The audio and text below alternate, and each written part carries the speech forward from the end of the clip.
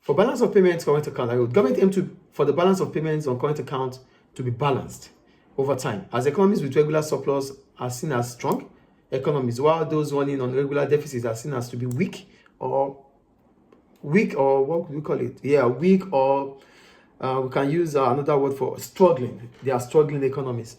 So, however, in reality, it is far more complex than this initial judgment, because a country might run on a constant deficit due to high importation of capital goods. So, Libya might be having a balance of payment current account deficit because it does more of imports. But what it does in import is the importation of capital goods that will help its productive potential here.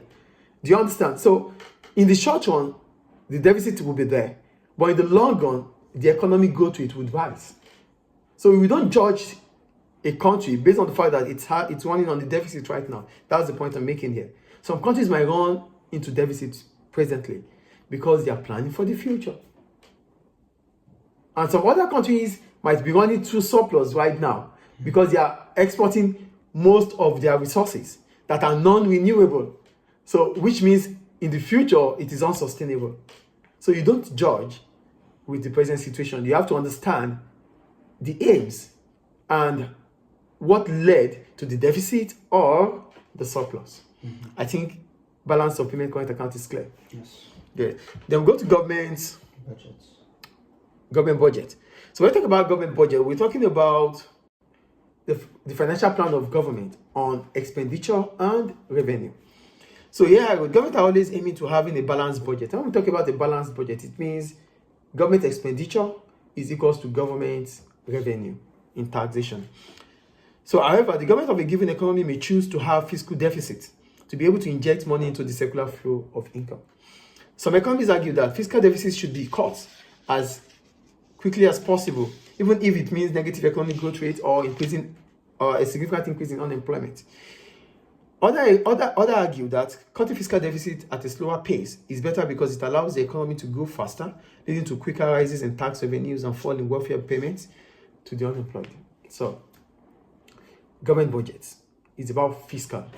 So, government would always want to aim for a balanced budget, but sometimes government would have to run into deficits to improve the economy.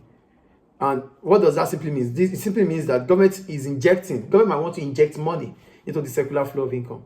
And injection into the circular flow of income would really have a positive impact in the growth of the economy, because injecting means more firms will be able to invest, individuals will be able to have more income, and that would improve aggregate demand. But it means that the government will be running on a deficit because government spending would have exceeded government expenditure, or government spending would have exceeded government revenue.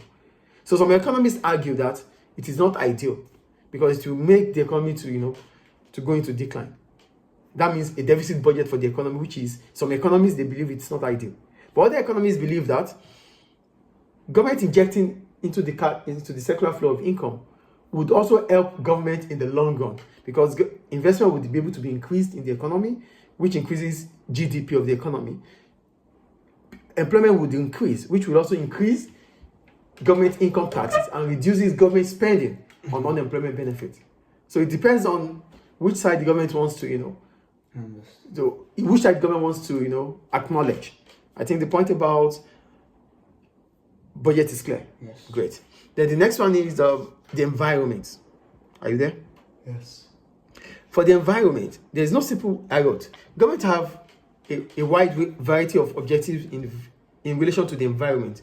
Most of the time, they acknowledge suggestions of environmentalists and pro-growth economists for decision making. So, government is not expert in environment. So, they need to listen to experts. They listen to environmentalists. They listen to pro-growth economists. And when we talk about environmentalists, they are mostly anti-growth. They believe increasing economic activity will continue to damage the environment. But on the other side, the pro-growth economists, they argue that increasing output will bring about improvement in technology, and which also means that if there's improvement in technology and there's improvement in income, economic agents will be able to invest in clean environment. That is the point. So I wrote, for environmentalists, They tend to argue that the increased economic activity will damage the planet. While for pro-growth economists, they tend to argue that increases in output and improvements in technology will clean up the environment. So they believe continuous improvements, continuous increase in output will increase income, and which, if income increases, the economic agents will be able to invest in a cleaner technology that will improve or clean the environment. That's about environment. Is it clear? Any question about that? And the last one